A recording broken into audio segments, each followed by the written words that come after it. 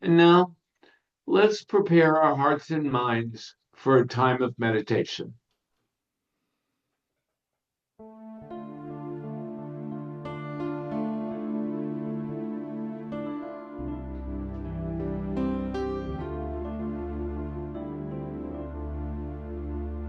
I follow my vision, I follow it through. I follow my vision, I follow it through. I change, I grow, I find myself new, and I follow my vision, I follow it through.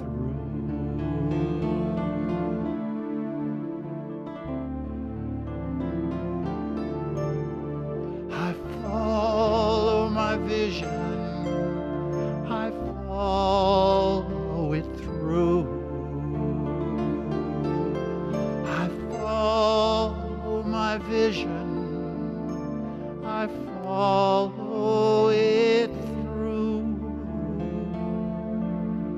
I change, I grow, I find myself new, and I follow my vision, I follow it through.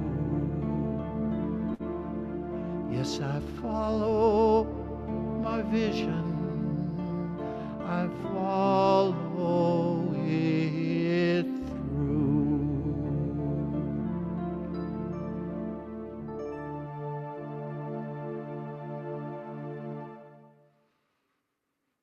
Change. I grow. I become new. I follow my vision. I create my own reality. And I breathe in and I breathe out. And I settle down now.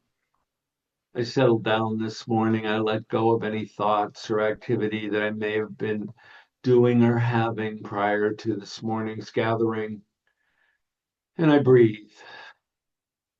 I breathe into my heart. I breathe into my mind. I breathe into my body. Breathing in, breathing out, allowing my body to begin to relax, to let go of any tension, and to honor my breath. And so together we honor our breath by taking in a nice deep breath, as deep as you'd like to take it, and hold it for as long as you'd like to hold it. And then as you slowly exhale, let the belly drop and let the shoulders drop. Let the chin drop. Let yourself ease into the seat you're sitting in and just let go. Let go. Let the hands relax and the feet relax. The thighs and the shoulders, the belly and the chest. They relax. They settle into this time of peace, this time of relaxation, this time of renewal, this time of truth. Breathing in, breathing out. If there's any place where there might be any tension left in my body, I breathe into it now and thank it and send it off into the universe and say, thank you, God, for this time of relaxation this morning. And in the midst of thanking God, it becomes clear in our mind that we are indeed spiritual beings, that we are one with God, that we are a part of that cosmic stardust that flows everywhere throughout the universe, and that we in this human experience are a part of that universe, and that universe is indeed a part of us. Breathing in and breathing out, settling into being stardust, settling into our oneness with each other, our oneness with all sentient beings, our oneness with our planet, our oneness with God. Breathing in again and breathing out. The thoughts slowing down now, slowing down and settling into a time of oneness, a time of, although we're in a virtual gathering, that we can feel that oneness. That oneness is obvious in the energy coming from you and me and flowing through the streams of virtuosity. We are one. We are one with all, everything.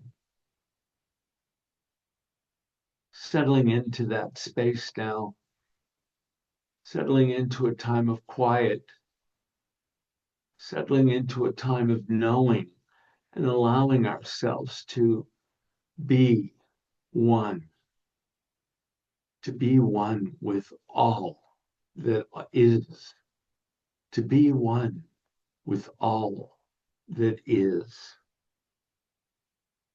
In the silence now, we sit. In the silence now, we find peace. In the silence now, we find love. In the silence.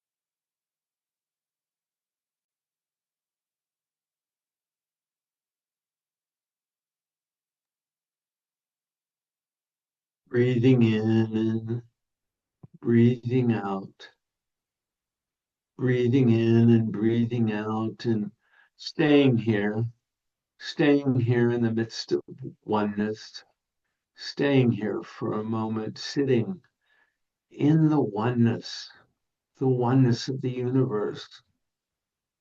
We allow our mind wander, to wander into the ordinary miracles that we get to partake in this human experience. We wander through the ordinary miracles of a drop of rain, the glow of the sun, a tree blowing in the breeze, a small ant making its way from one place to another, a deer standing in the midst of a wooded area, a serene lake that is as deep a blue as we've ever seen. We wander through those ordinary miracles, And as we come back to this time and to this place, we allow those ordinary miracles to be with us here in Ordinary Miracles.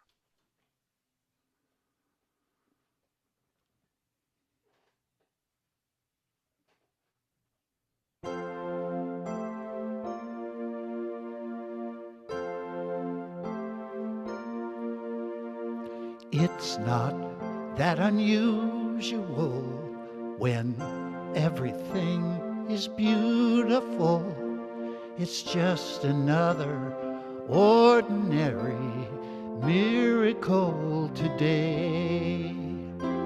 The sky knows when it's time to snow. Don't need to teach a seed to grow.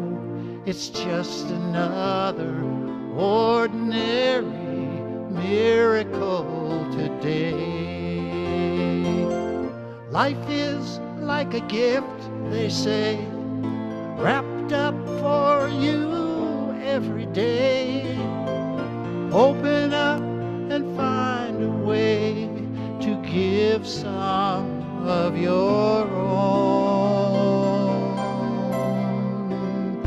Isn't it remarkable that every time a raindrop falls, it's just another ordinary miracle today? Birds in winter have their fling, but always make it home by spring. It's just another ordinary miracle today.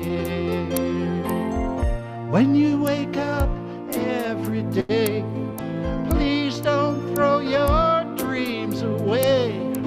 Hold them close to your heart, 'cause we are all a part of the ordinary miracle.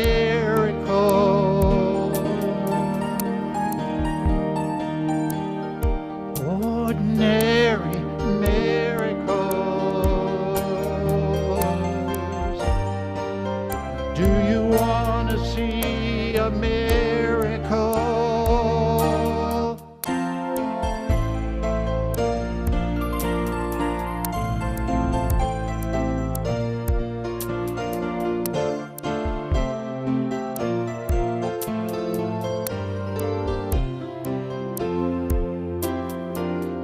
It seems so exceptional that things just work out after all.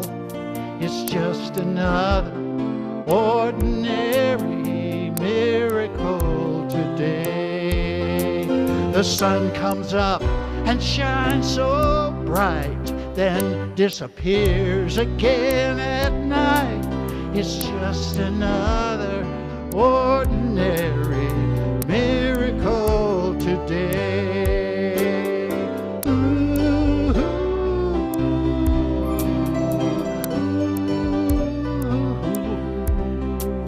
it's just another ordinary miracle today.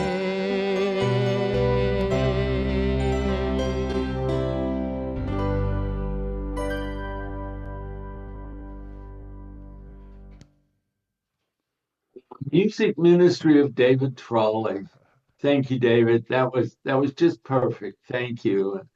Because I don't know, are you all ready for another ordinary miracle? Another ordinary miracle? Are you allowing yourself to become aware of all the ordinary miracles that are happening right in front of us every day?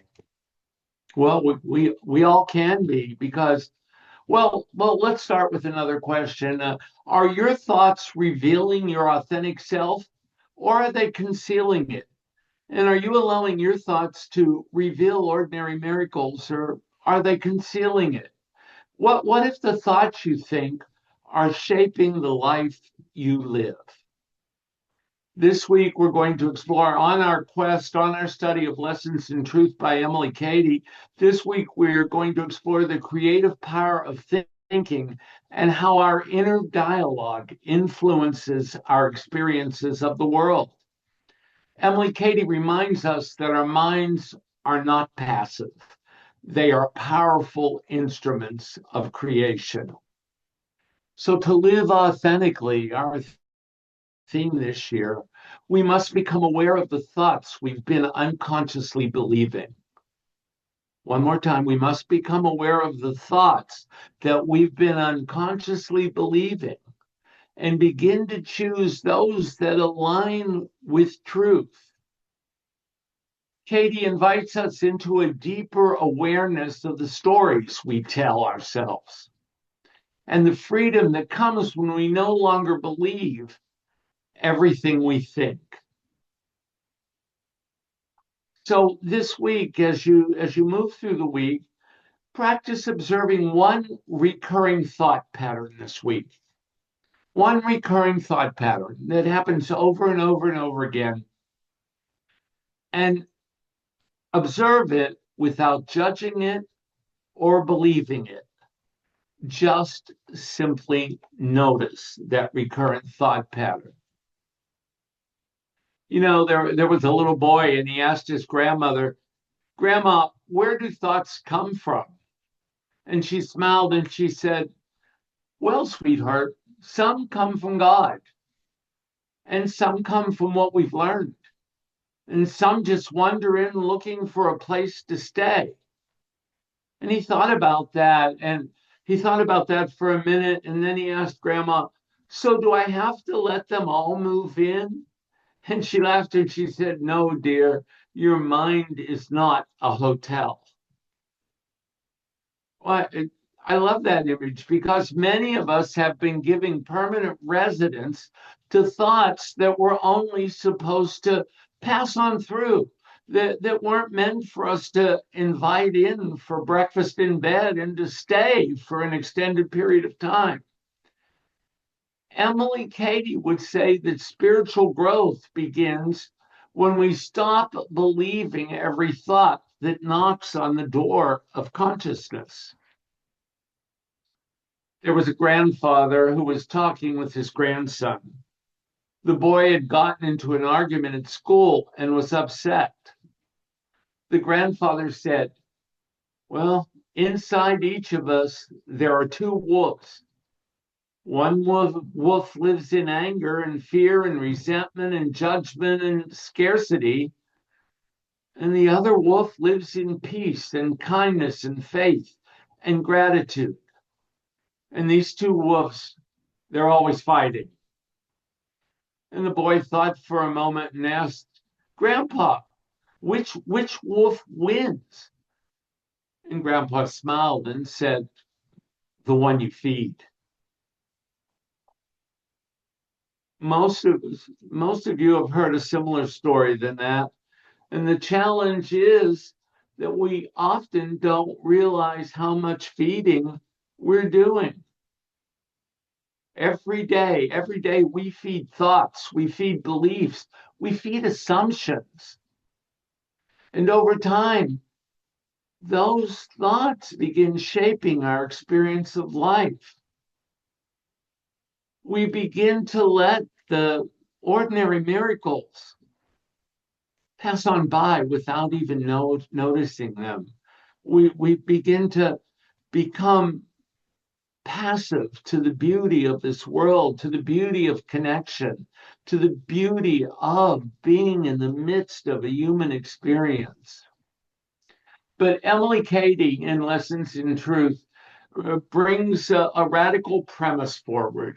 She says many people think thoughts that simply describe reality. Emily Cady suggests something far more profound. She suggests that thoughts participate in creating reality. That thoughts participate in creating reality. You've heard that over and over again when we talk about unity principles. The third unity principle, thoughts held in mind produce like kind. What you think is what you get. She writes, thoughts are things. Thoughts are things. That simple statement became one of the foundation principles of unity. Not because thoughts are magical, not because we can wish anything into existence, but because consciousness shapes experience. How we see the world often determines how we experience the world. How we see the world often determines how we experience the world.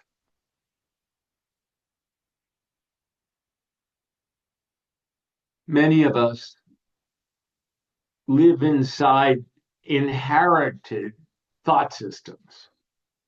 I mean, systems that we obtain from our parents, from family dynamics, from thought systems that came from the culture that we're in, thought systems that come from religion, and we carry them forward. And even though we might have changed our thinking, they're still there and they pop into our mind. The thoughts that come from old wounds that we carry with us in this day-to-day human experience, thoughts that come from events that we choose to label as past failures. And we choose to keep them and carry them with us and let us affect how we see the world and therefore how we experience the world, the human experience. Katie says, not every thought that enters your mind deserves a room in your house. We believe our thoughts more than we observe them. We believe our thoughts more than we observe them. One of the greatest spiritual challenges is that we confuse thoughts with truth. Think about it. Think about it. Don't we? Don't you? I do. I confuse thoughts with truth. A thought arises. Let's see. What does pop up?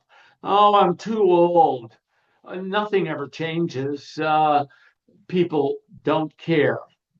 I always mess things up. And because we thought it repeatedly, we begin to assume it must be true.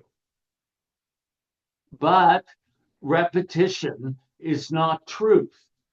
It is only repetition. So here, right here at this moment, is where Emily Cady begins helping us wake up. She invites us to become conscious participants in our thinking, not victims of it. To become a participant in your thinking, that you have a choice, that all those thoughts that are coming, you have a choice that you can participate in them, that here's that word again, that it's about co-creation, that God mind produces ideas that we participate in and that we get to choose what we want to express in this human experience. We don't have to be victims of it if we participate in it.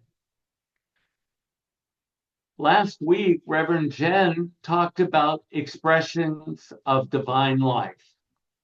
This week, we ask, if that's true, why do we continue thinking thoughts that contradict it? That contradict that this is divine life, that we are divine, that we can live this human experience as the divine spiritual beings that we are. But why do we keep thinking thoughts that contradict that? Many people know spiritual truth intellectually, but continue thinking from fear, thinking from scarcity, thinking from unworthiness, thinking from separation. Those of us that have talked about the quest for wholeness from living originally in class, we know that for transformation to take place, from moving through this human experience as a spiritual being, having to let transformation take place, it's not about separation, it's about integration, that we integrate the wholeness of who we are. And then we can become our authentic self. Then we can move through this human experience authentically as the spiritual beings that we truly are. Our lives tend to move in the direction of our dominant thoughts, even when those thoughts don't reflect who we truly are. So we're not here then to manufacture a spiritual life. We're not here to manufacture it. Throughout this Lessons in Truth series, we're going to be over and over again returning to a simple idea that we are not here to manufacture a spiritual life. We are here to awaken to the spiritual life already within us, to awaken to it, to become conscious of it, to participate in it, to, when we come to the awareness in our human experience that we have a choice. This is what's going on in that human experience. Am I suffering or am I not? Oh, I'm suffering. Let me pause. Let me take a breath. Let me choose. Do I want to continue suffering, or do I not want to suffer? Do I want to move forward as the spiritual being that I am? Our thinking either supports that awakening or it obscures it. Every fearful thought says, I am alone. Every loving thought says, God is here. Every scarcity thought says, there isn't enough. Every spiritual thought says, the source is infinite. So then the work isn't creating spirit. The work is removing the mental clutter that prevents us from seeing what has always been present. Oh, yes. And the stories that we tell ourselves. Do you tell yourself stories? I do. I tell myself stories all the time. I mean, I get tired of them. Don't you get tired of some of them? Yeah, and they keep coming up over and over again. And you think that you've denied any power to it. You know, oh, that story's old. I'm not going to let that happen anymore. Look what that story did for me. But then it pops up again because we're in the human experience, and those stories like to pop up in the human experience. You know, there was a woman who carried around a beautiful crystal necklace for years. One day, she discovered it wasn't crystal at all. It was a diamond. The necklace didn't change, its value didn't change, only her understanding changed. And many of us are living exactly that way. Nothing about our divine nature has changed. But our thinking has convinced us that we are less than we truly are. The spiritual journey isn't about becoming a diamond. It's discovering that we've been one all along. Thank you, Kathy Lighthall, for saying that with me. I enjoyed that because it's the truth, Kathy, isn't it? It's discovering that we've been one all along, and we forget it. And we have the opportunity to remember it. We have the opportunity to consciously participate in this human experience. We have the opportunity to see those ordinary miracles that are happening all the time. Perhaps then authentic living begins with a very simple realization. I am not every thought I think. Ah, ah, I am not every thought I think. Thank you, God. I am not every thought I think. Well, that relaxes you right there, doesn't it? I mean, let that go. I'm not every thought that I think. I am the awareness in which thoughts arise. I am the awareness in which thoughts arise. And beneath all of those thoughts, is the presence of God, is the presence of the universe, is the presence of Source. The same presence that Emily Cady devoted her life to teaching, the same presence that has never left us, the same presence that is inviting us today to think from truth rather than thinking from fear.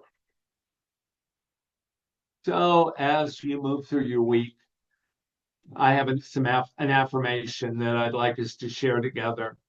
So as I say each line, I'll say it once and then I invite you to say it with me after that. Oh. Divine wisdom guides my thinking. Together, divine wisdom guides my thinking.